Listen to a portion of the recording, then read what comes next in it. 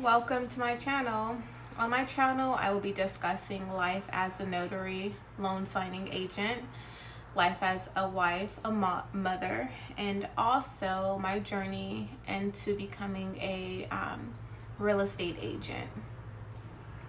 So today's video will be about notary. What is in my notary bag? As a notary public, there are three important things that you should carry with you at all times: your notary journal, your notary stamp, and your notary ink for the client's fingerprint. So today I will be showing you all what's in my notary bag. This is just what's in mine. I try to make it as simple as possible. When I first started, I was all dramatic, so I carried like everything that I found on YouTube that notaries was carrying, but for the most part, I'm keeping it very simple. All right, so let's get started.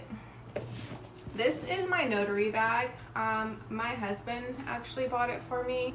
I kind of go back and forth. Most of the time I use this one, and then there's like another purse that I usually use.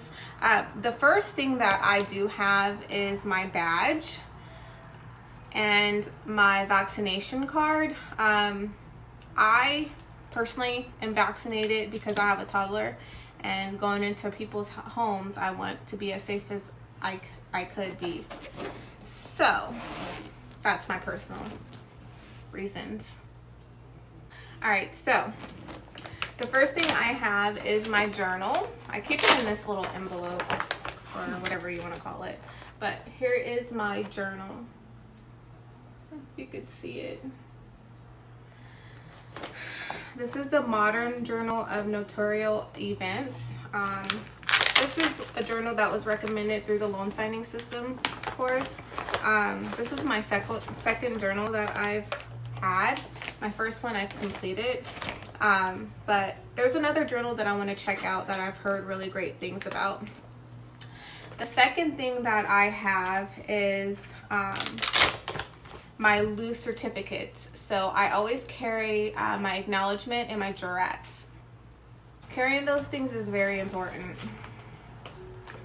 and I'll go into detail about the reason being in another video. But here is, I think this one's this is a California acknowledgement. You probably can't see it, but that's my California acknowledgement. And then my California jurats is right here. Probably can't see it. But I carry those all the time because a lot of the times there are non-compliant acknowledgements and jurats. So to be safe, I always just carry that one. The next thing that I will show you is, let's see. The most important thing is your stamp. I have two stamps. I keep them separated, but for the most part, this is the stamp that I'm using right here. I really like this one. It's more of a slim stamp. And then I also have my little ink for the fingerprint that goes into your journal. And because we're in COVID, obviously I have all my hand sanitizer stuff in there. So yeah. I'll put that away later. And I also have, I have my pens, and this is my other stamp right here, but like I have my pens. These are black and blue ink.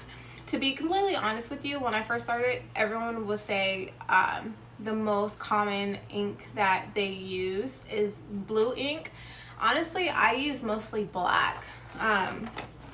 Stuart Title loves to use black ink. Well, Bank of America to be specific. I go through Stuart Title to do Bank of America loans, but for the most part they require black ink. Other signing services or even title companies, they really are not specific. So when they don't give me directions on using a specific ink, I always go with blue just to be safe. So yeah, that's just me. Alright, so I also carry this. It has my business cards in there, and it also has my masks. So I carry those things. And what else do I have in my bag? Honestly, that's it. Like I said, I keep it very specific. The most important thing is your notary journal, your stamp, obviously. You know, you as a notary need to carry your stamp. And the ink. Those are the most important things. But overall, that is what's in my bag. I carry cheat sheets as well. It's only like 3 cheat sheets that I carry. And honestly, I never have to go and look at them, but just to be safe, I still carry them. Like, for example, one of the cheat sheets that I carry with me is a California instructions on how to fill out a PCOR form. If you are a notary, you know what a PCOR is. Man, it's so complicated for some notaries to fill this out. So I always just carry it with me. Like I said, I've never had to go and look at it because I never had a problem with filling one out. But this is what my little cheat sheet looks like. Okay, so another cheat sheet that I have, I have 2 of those instructions. This is a trust certification cheat sheet.